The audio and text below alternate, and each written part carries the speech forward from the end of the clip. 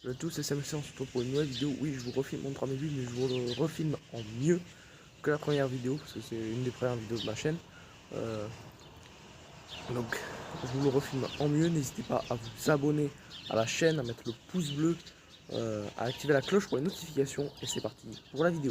C'est parti, on attaque la présentation du 3008. Donc, voilà, c'est un Blue HDI 120 chevaux. Donc il a la Blue, hein. Je vais vous le montrer parce que moi vous allez que tout le monde déteste. Voilà. Vous l'avez bien, le réservoir d'Adblue, c'est un diesel. Voilà. Depuis 2016, norme obligatoire européenne, parce que toutes les marques le mettent. Hein. Donc voilà, la calandre. La calandre c'est le phase 1 celui-là. C'est pas le phase 2. Donc on a cette calandre là. Désolé, il y a des oiseaux. Hein. On va laisser faire leur vie. Voilà. Donc ça on a l'avant avec le petit truc chromé. Et là, ça c'est le phare, c'est un effet de jour. Ça aussi c'est un DRL, donc phare de jour. Ici on a l'inscription Peugeot. Ça c'est pour le freinage d'urgence. Ça. Il n'a pas le régulateur adaptatif. C'est son option, mais il n'a pas l'option. Voilà. À quoi il ressemble? Ça ressemble à un 3008 justement. C'est le best-seller Peugeot à plus d'1 million d'exemplaires. Ça c'était que pour le phase 1. Après on va voir pour le phase 2 combien il va faire. Il va faire aussi 1 million parce que voilà, parce que c'est l'effet avant-gardiste chez Peugeot qui fait que ça cartonne, ça marche. Donc voilà l'arrière avec le bandeau Peugeot. Ça on avait déjà sur les Peugeot en Chine en 2015. 2015-2016. Ici on a ça en plastique. Il y a un petit papillon. Voilà. Ici on a une petite barre chromée. Comme ici on a une barre chromée qui traverse le latéral de la voiture. Je vais vous montrer le coffre. Il n'est pas électrique. Hein. J'ai pas le haillon électrique. Voilà, un grand coffre. Après il y en a les deux petites poignées pour abattre les sièges. Je vais pas le faire parce que c'est compliqué à remettre après. Mais sinon, ici on a un bouton. Ça c'est pour fermer la voiture.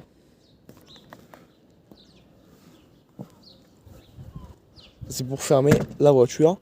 Faut le faire après. Voilà, ça a pas l'air de marcher, mais ça sert à fermer la voiture.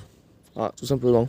Comme les coffres électriques, mais à part celui-là, le coffre n'est pas électrique. Je vais vous montrer avant les places arrière. Donc on a le tissu allure avec le TEP. C'est pas du récuir, c'est du TEP, c'est-à-dire comme du simili-cuir si vous préférez, c'est du TEP. Ici on a la place centrale qui est full cuir, enfin full TEP, du coup c'est pas du récuir. Il y a une voiture qui passe. Hop.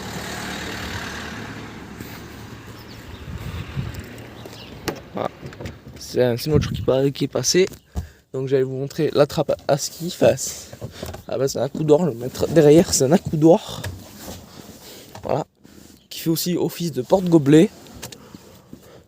Et quand on fait ça, on a la trappe à ski et donc on a accès au coffre. Enfin, voilà. Hop.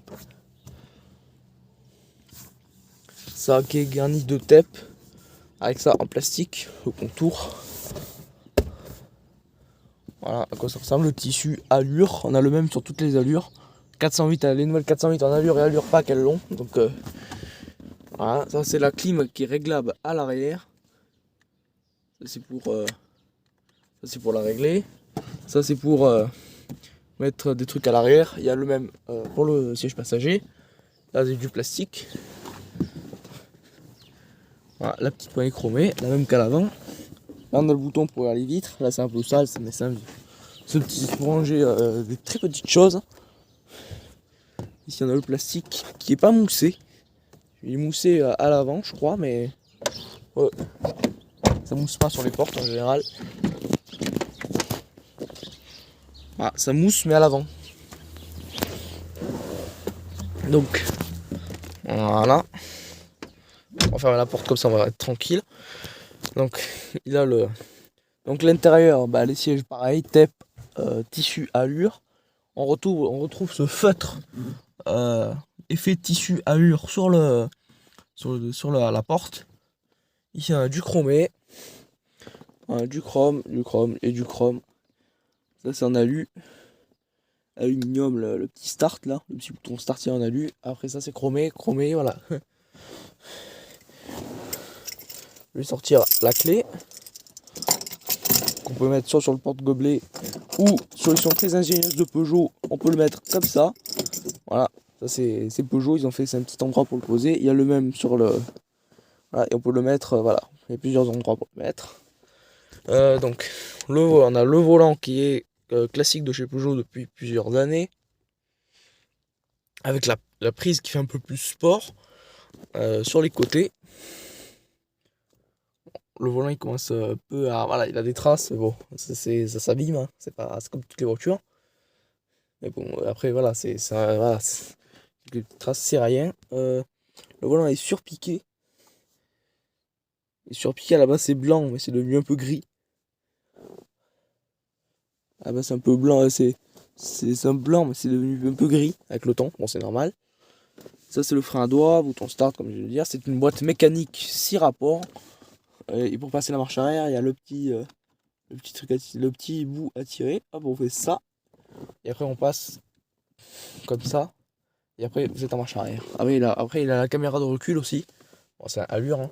Alors après, il y a du piano black. Ça, c'est ça pour les gens qui aiment la propreté de leur tableau de bord. C'est un cauchemar. En plus, je sais pas si on voit, mais c'est micro-rayé par les années d'utilisation. Enfin, à force de poser des trucs dessus. C'est micro-rayé, on le voit pas trop avec le soleil, mais voilà, c'est micro-rayé. Ça, c'est pour charger le téléphone en induction. Donc, je vais mettre le contact juste pour montrer les compteurs. Bon, ça charge, hein. C'est pour ça qu'il met pas tout. Mais donc on a l'écran qui s'allume. On a encore l'ancien écran. En plus c'est quasiment la même interface pour le phase 2. Hein. Ils ont juste changé la taille de l'écran. Mais et le GPS est même plus petit que celui-là, ou à peu près de la même taille. Mais on s'en rend pas trop compte parce que l'écran est plus gros et j'ai pas testé. Parce que souvent en concession les voitures se mettent en économie d'énergie, donc on peut pas trop tester. Donc là on a les compteurs comme ça. On peut régler après en mode personnel. Après en mode personnel ça va vous afficher la conso instantanée, ça va vous afficher pas mal de trucs. L'autonomie restante et le temps du start and stop. Alors moi je le désactive toujours, donc désactivez-le, c'est un conseil. C'est pour éviter l'usure du moteur. Il a 90 600 km. Il a donc minimal, ça veut dire qu'il va juste afficher que le 0. Voilà, il va juste afficher que le 0. Après on a le cadran classique. Désolé, ça parle un peu à côté, ça fait du bruit, c'est pas grave. Là on a le compteur à cadran classique. Avec le 0, voilà, classique. Et après on a conduite. Alors conduite, il va vous mettre le maintien de ligne, est-ce que vous dépassez la ligne, quoi. Il a le maintien de ligne celui-là. C'est-à-dire qu'il va se remettre tout seul sur la ligne justement. Voilà, ça donne ça. Et après navigation, il met la carte. Là ça. Voilà comment ça marche. C'est une carte classique Peugeot. Voilà, enfin TomTom. Ça c'est classique Peugeot. En plus il faut un abonnement pour le faire. Pour avoir la carte Peugeot. Airbag plastique en plastique 3D. Enfin, voilà, c'est 3D avec l'ancien logo. Voilà, on a le menu de la clim. Après, si vous faites ça, vous avez le menu, voilà, vous pouvez mettre Skyrock. Le bon morceau des CH Autobahn, frérot. Hein. J'ai envie de parler comme Jebga. Bon. Donc, le GPS, il met du temps. Voilà. Voilà à quoi ça ressemble. C'est un truc, il est classique. Après, vous avez plusieurs options. Désolé, ça fait du bruit, mais donc aide maintien dans la voie, c'est le maintien de ligne. Voilà, certaines stops, il se met toujours sur on, mais mettez-le sur off, voilà, c'est toujours mieux. Alors vous polluez un peu plus, vous consommez un peu plus, mais c'est toujours mieux que casser le moteur. Ça c'est surveillance d'angle mort, ça veut dire c'est pour quand il vous affiche, quand il va vous dire s'il y a l'angle mort ou pas. Enfin, il va vous dire s'il y a quelqu'un dans votre rétro qui est en position d'angle mort ou pas. Anti-patinage, ça c'est le truc. Voilà, anti-patinage activé, ça c'est parfait pour faire des burns.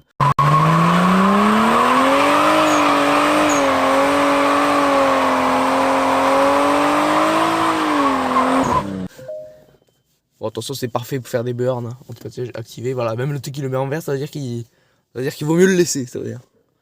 Après, reset de détection sous gonflage, c'est pour reset la pression des pneus. Après, si on va dans réglage véhicule, on va dans feu, bah, vous pouvez régler plusieurs trucs. Je sais, ça met du temps. Carrelage de coupe à main, carrelage d'accueil. Si vous êtes dans confort,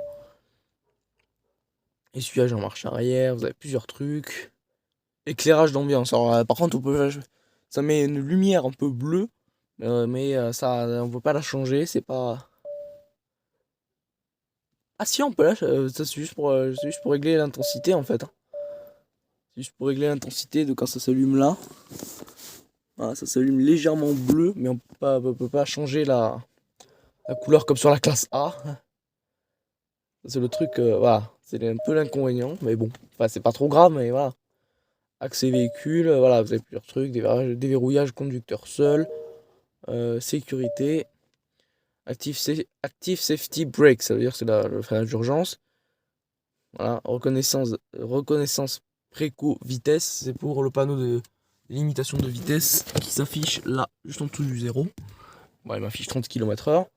Alerte attention conducteur, voilà, il met plusieurs trucs. Si on va dans le téléphone, bah, c'est pour Bluetooth et chercher d'autres télé pour chercher. Après, je suis équipé d'Apple CarPlay, Android Auto. Voilà, ça c'est toutes les voitures à peu près modernes.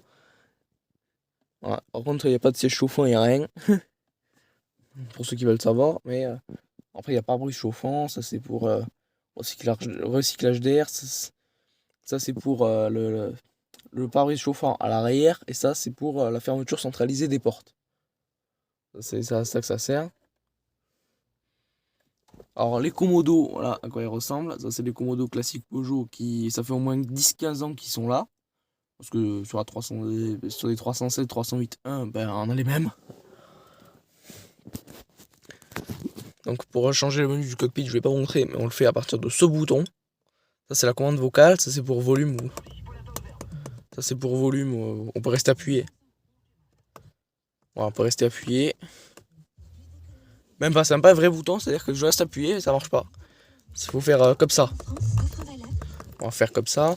Liste, c'est pour la liste des stations de radio. Source, c'est pour. Voilà, ça on va sur source. C'est pour mettre radio, USB, si vous voulez mettre plusieurs trucs. Après, je vais. Donc, voilà. J'ai fait à peu près le tour, donc on se retrouve pour la fin. J'espère que cette vidéo sur le 3008 vous aura plu.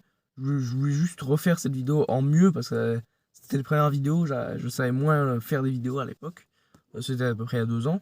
Donc voilà, il y a 2 ans, c'était pas pareil. Je faisais beaucoup moins bien il y a 2 ans qu'aujourd'hui. Donc je voulais vous refaire ça en mieux. Donc n'hésitez pas à vous abonner sur la chaîne, c'est très important. N'hésitez pas à mettre le pouce bleu, activer la cloche pour les notifications. Ça peut servir si vous voulez éviter de louper mes vidéos. On se retrouve pour une prochaine vidéo et au revoir.